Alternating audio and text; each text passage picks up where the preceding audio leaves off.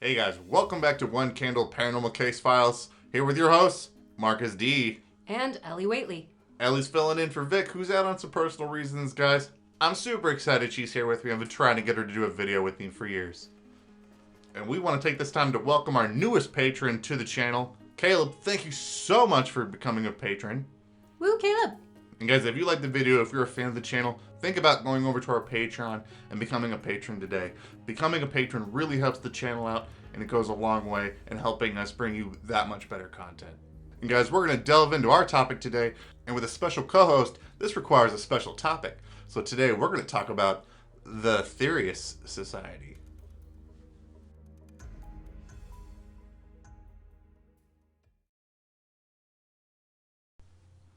All right, let's start with a brief history of the Aetherius Society.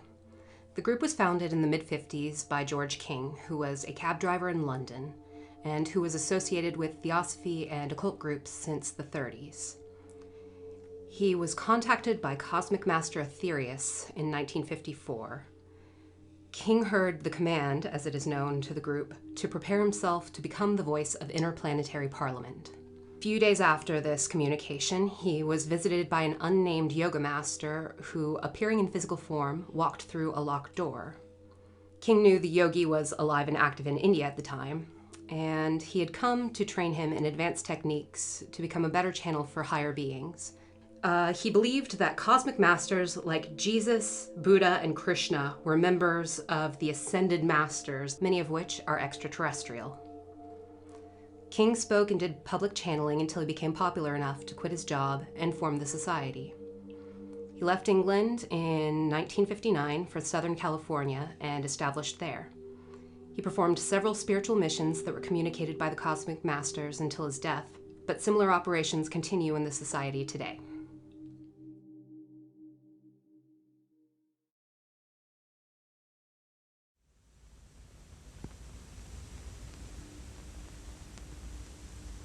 Good evening, Good evening. my dear friend.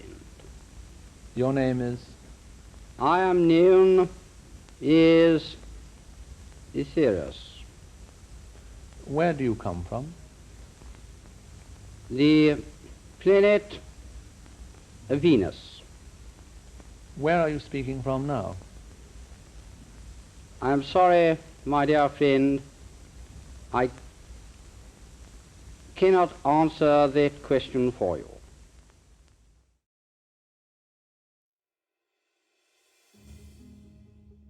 So, okay guys, one of my favorite parts about the Aetherius Society is their belief that all of these world religion founders like Jesus, Buddha, Lao Tzu, Confucius, all of these different people, they're all from different planets, and they all chose to be born here on Earth to be able to help guide humanity to this higher sense of enlightenment.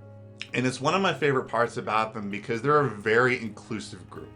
Like, they're very open, they're very accepting of a lot of these different types of paths that you can take in life. Yeah, they openly accept other religions as just different paths to the same end. No religion is more right than the other one. And the Aetherius Society actually has a YouTube channel where you can actually go and you can actually watch this 1950s interview with King, where he's actually channeling one of these cosmic masters, Aetherius himself. And the message that he gives to Earth is, if you're a Christian, be a good Christian. If you're a Buddhist, be a good Buddhist. If you're a Hindu, be a good Hindu. And I love that thing about them. Another core belief of theirs is the power of positive energy and prayer. So they're along the lines of the Facebook Thoughts and Prayers crowd, except they actually believe they're doing good with it. Yeah, like they actually believe that positive vibes, prayer, this good energy is a literal, tangible thing that you can manipulate. Like they believe that this power is almost like equivalent to like electricity that you can move, you can manipulate through their prayers when they do their mantras and things like that. And if you watch their actual religious services that they have on their channel or videos of it, you can see this ring of people around this central person, and they're all doing a mantra, and this person in the middle is doing this loud, powerful, dynamic prayer to channel this cosmic energy, this cosmic prayer into them that they literally can store into a battery. Like, they believe you can take this tangible prayer and store it for later usage. And even better than that, not only can you put it in a battery, you can then load it into a turret to fire out across the planet to heal the world. Like, it's almost like they figured out a way to weaponize thoughts and prayers. Like, for good purposes. I mean, don't get me wrong. I mean, their general goal is to help humanity with this. You know, they strongly believe in karma. They strongly believe that our actions and the decisions that we make affect us on a great level. You know, things like war, famine, disease, these are things that are hurting humanity's path to enlightenment, their path of progress. And they believe this energy they channel can help heal some of those wounds. And this whole concept of thinking of positive energy like a physical thing, I mean, it's not unheard of. If you've ever been in a room in which you know something bad has happened there, or something good has happened there, you can feel it. Like, if you go through certain museums and you're seeing certain, like, important artifacts of history, and you just sort of get this reverence for seeing them, I mean, that's that transference of that energy into you and feeling like that. That's how I think about it when I think of it. All right, it kind of feels like you're deep delving a little bit on this one specific point, so maybe we should move on to other things like their projects. I think that it's an important part of it. I mean, if you don't understand that particular part, it's really kind of hard to understand some of their other projects they work on. Oh my god, the projects are so awesome. Oh my gosh, when I was researching these guys, the projects that they do are so cool. And they have the best names. I mean, yeah, Operation Prayer Power, their continuing operation, is one of my favorite names for anything ever. They have other names like Operation Blue Water, Operation Sunbeam, Operation Starlight. And this is the part where we lose Marcus to one of our research topics. I don't know. Well, I mean, these particular projects they work on, they're incredibly important to the group. They're called their 5 cosmic missions. Okay, these are the missions that have been set down by the Cosmic Masters, by the Aetherius from the planet Venus. Like, he has conveyed these to Dr. King, and Dr. King has conveyed this to the Society, and these are the things that the Aetherius Society is doing to try to help the Earth and mankind. So, like, Operation Prayer Power, which is where they do their prayers to charge these batteries for their other projects or for their other things that they use. These are targeted specifically for humanity. These are the cosmic mission. That's a cosmic mission that helps specifically for humanity. Now, there are other cosmic missions that are designed specifically to help the Earth, because the Aetherius Society believes the Earth is a living thing. It is a living thing with a finite amount of energy, like a finite amount of spiritual energy that can be drained based on man's activity. Like, we're in this toxic relationship with the Earth, and some of the stuff we do, like things like wars or bad things we do, can drain this energy, and it needs to be refilled. So some of these cosmic energies are designed to refill the Earth's energy.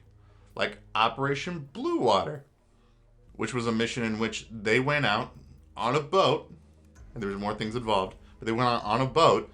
They did one of these large prayers to channel cosmic energy from the other planets, from these other cosmic masters, into the Earth to help refill it. I think one of the more immediate goals was to keep California from falling into the ocean. Probably. Which apparently succeeded, so. It worked. Yeah. And I'm also going to say this now, guys.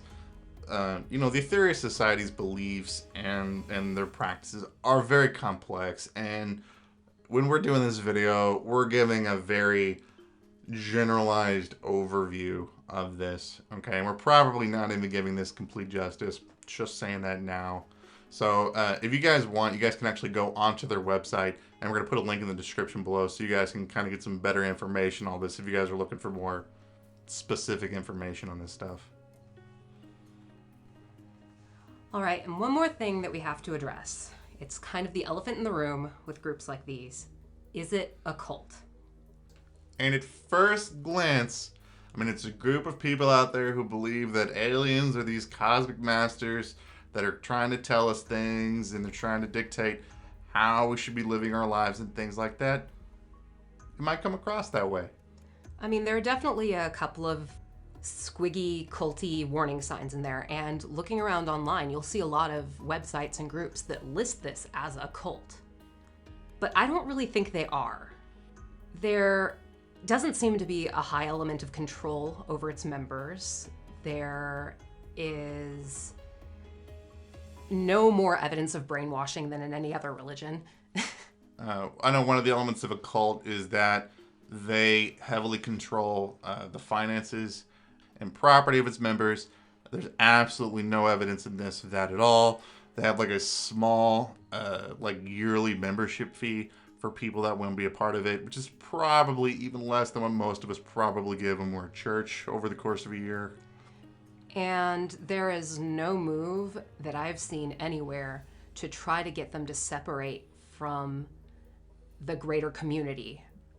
In fact, it's kind of the opposite. They want their members to go out into the population to be a positive force and, go teach classes in meditation and yoga and things like that. Yeah, the sense of service to others is really important to the group. And I respect that a lot in the group, too. I really do respect that sense of helping your community and trying to help others. And one of the things, too, that I really liked about the group, too, is that since they want to build their members up. In a cult, you try to break down that sense of identity with a member to help easily control them. And that isn't what you see in the Aetherius Society.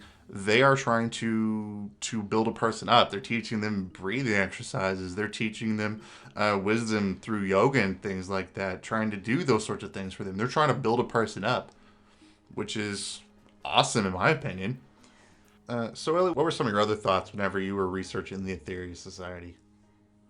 Well, there is one thing that kind of bothers me about them. A lot of the times they try to bring evidence for their practices working. And one of them that really bugged me was King channeled from Aetherius that a nuclear disaster recently occurred in the USSR and that the Cosmic Masters stepped in to mitigate the problem, so it's not going to be a very big deal, but they can't keep doing that forever. Then, 20 years later, a defector from the USSR comes forward and says, yes, there was this, accident at a nuclear facility about a year before he had made this claim. But that's shooting the broadside of a barn, because the USSR is huge and was just developing nuclear technology.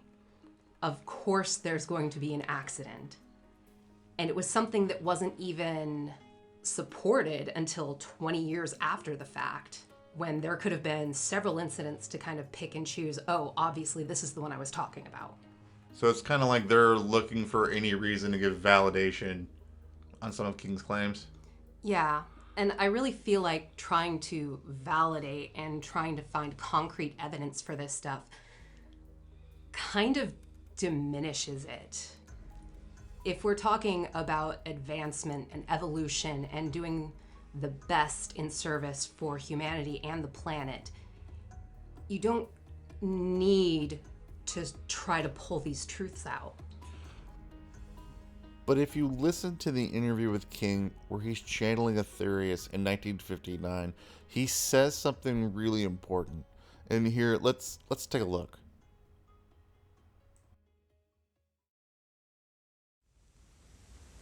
And when you come here, what is your purpose in coming? At the moment, Earth, as you call it, faces a certain situation. The situation can be described as a rather a dangerous one. You are liable to upset the balance of your Earth through, number one, atomic experimentation, and number two, your deviation from the spiritual laws. And your visits are designed to warn us against this?